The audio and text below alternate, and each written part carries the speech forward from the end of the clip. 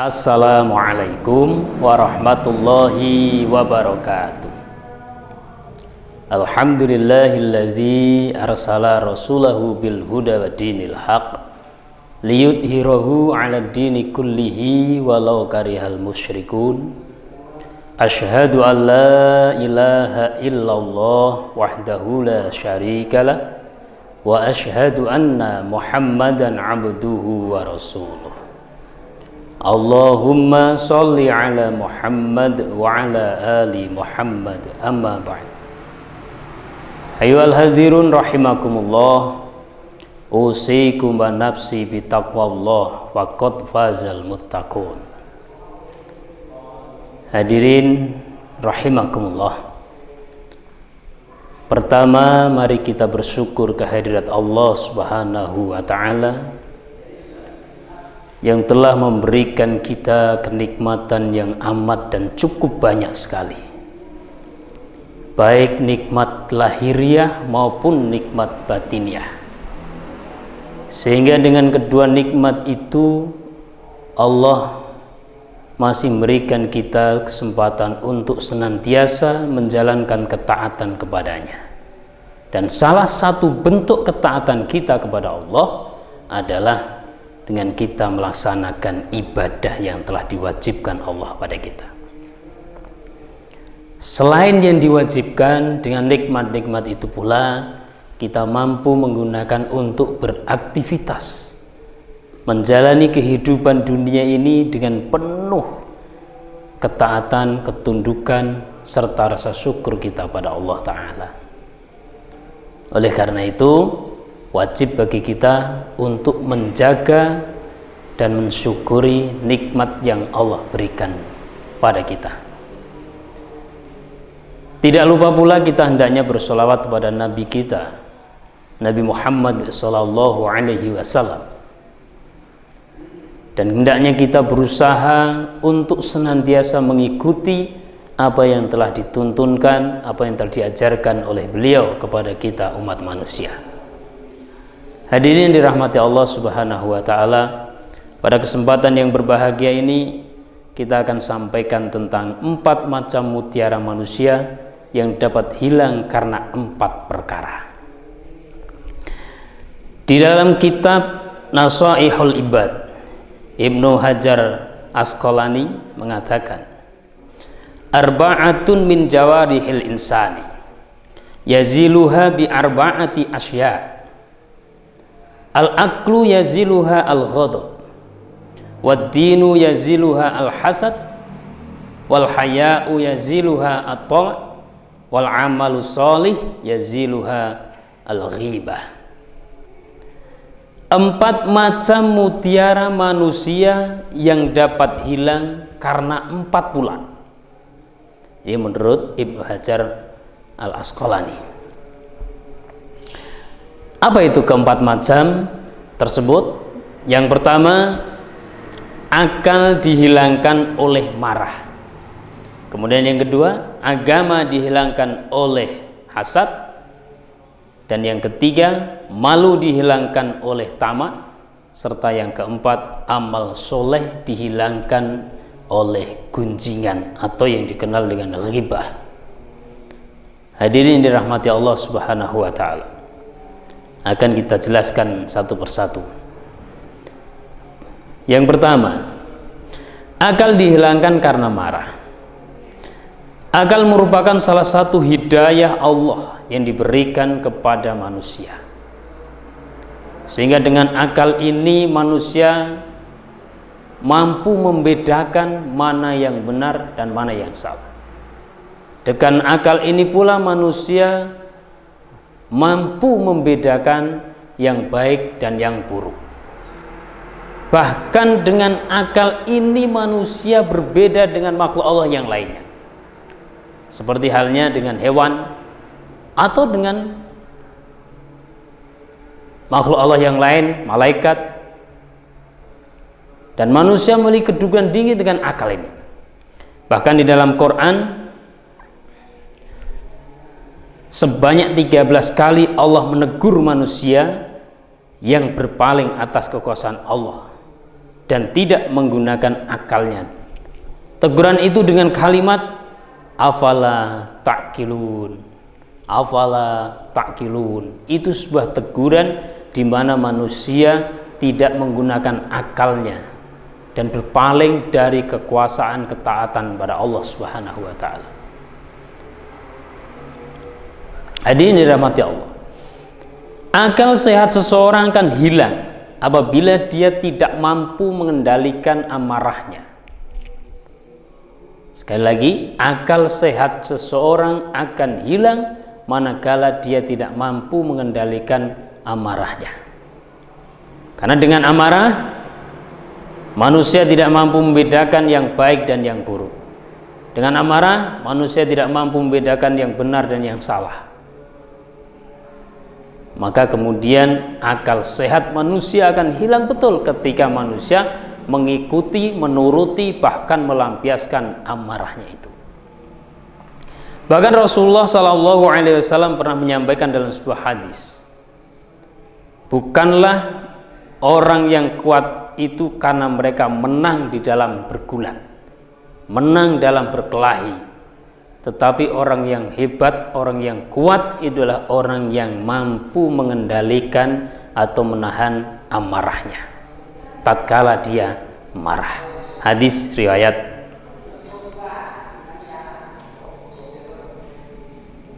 Bukhari dan Muslim. Hadirin yang dirahmati Allah Subhanahu wa taala. Kemudian hal yang kedua, agama hilang karena hasad. Hasud atau dengki adalah sikap batin yang tidak senang kepada orang lain yang mendapatkan nikmat dari Allah Subhanahu wa taala. Dan hasud ini merupakan penyakit yang tertua. Karena sejak dulu, sejak zaman Nabi Adam yang terjadi kepada Habil dan Qabil, ya, sampai kemudian terbunuhnya Habil oleh Qabil, itu karena semata-mata adanya sifat hasad atau dengki di dalam diri seseorang. Dalam Al-Quran telah diperingatkan oleh Allah Subhanahu wa taala dalam surat An-Nisa ayat 32, janganlah kamu iri hati terhadap apa yang dikaruniakan Allah kepada sebagian orang lain lebih banyak dari sebagian yang lain. Dalam hadis Rasulullah SAW memperingatkan, al-hasadu ya'kulul hasanati kama ta'kulun nar al-khotob. Hasud itu memakan atau menghilangkan kebaikan sebagaimana api membakar kayu yang kering. Hadis riwayat Ibnu Majah.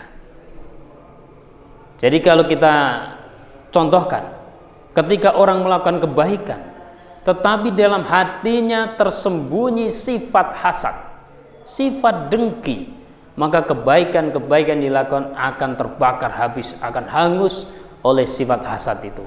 Selama sifat hasad itu tetap ada di dalam hati seseorang itu. Oleh karena itu, sebagai seorang mukmin yang beriman, kita harus menghilangkan sifat hasad tersebut. Kemudian hal yang ketiga yang disampaikan oleh Ibnu Hajar Al-Asqalani, malu hilang karena sifat tamak. Tamak adalah sikap batin seorang yang tidak merasa puas dengan apa yang telah dimiliki. Dengan sifat tamak, seseorang tidak akan malu melakukan tindakan-tindakan yang tidak dibenarkan dalam Islam. Bahkan dengan tamak ini, sampai orang rela mengambil, merampas yang bukan haknya karena ingin memuaskan hawa nafsunya sendiri. Hadirin yang dirahmati Allah Subhanahu wa taala. Hadis Nabi menyatakan, al-haya'u syu'batun minal iman. Rasa malu itu adalah salah satu cabang dari keimanan. Hadis Bukhari dan Muslim. Di dalam hadis yang lain disebutkan, Sesungguhnya setiap agama memiliki akhlak, dan akhlak Islam adalah malu. Hadis riwayat Malik Ibnu Majah. Di dalam hadis riwayat Al-Hakim menyatakan, sesungguhnya malu dan iman adalah kedua hal yang beriringan. Jika diangkat salah satu, maka terangkat yang lain. Sehingga ketika kita ingin menjaga sifat atau iman kita memperhatikan jiwa malu kita.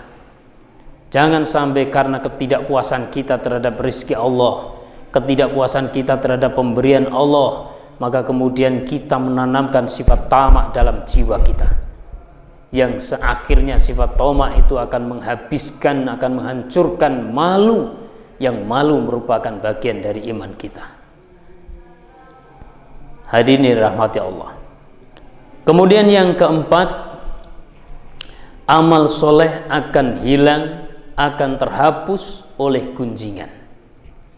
Menggunjing adalah salah satu sifat jelek manusia dan dapat menimbulkan permusuhan, bahkan akan menghilangkan amal soleh kita. Sifat menggunjing termasuk sifat yang dapat menimbulkan bahaya baik bagi dirinya sendiri atau bahaya untuk orang lain.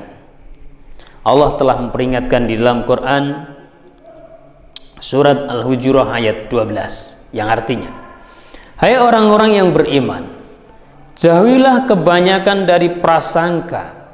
Sesungguhnya sebagian prasangka itu adalah dosa, dan janganlah kamu mencari-cari kesalahan orang lain, dan janganlah sebagian kamu menggunjing sebagian yang lain. Sukakah salah seorang di antara kamu makan daging saudaranya sudah mati? Maka tentulah kamu merasa jijik kepadanya. Dan bertakwalah kepada Allah, sesungguhnya Allah Maha penerima tobat lagi Maha penyayang. Hadirin yang dirahmati Allah Subhanahu wa taala. Dalam hadis ini, dalam ayat ini Allah menegaskan ada beberapa hal yang dilarang oleh Allah, dan diantaranya yang disebutkan di sini adalah menggunjing.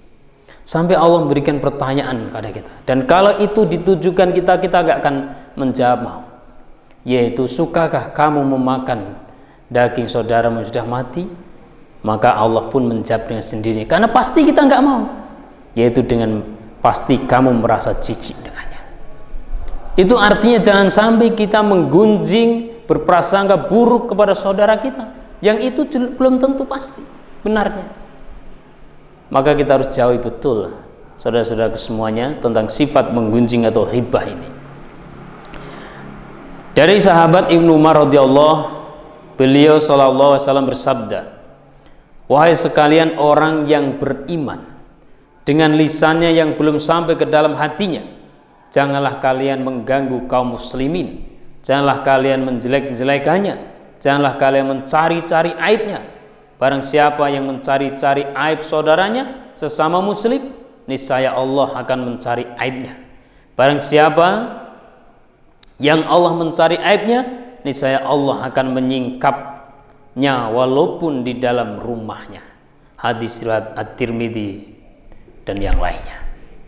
Hadirin yang dirahmati Allah Subhanahu wa taala, itulah 4 mutiara manusia yang bisa hilang karena 4 perkara juga. Oleh karena itu, hendaknya kita jauhi 4 perkara yang bisa menghilangkan 4 mutiara kita.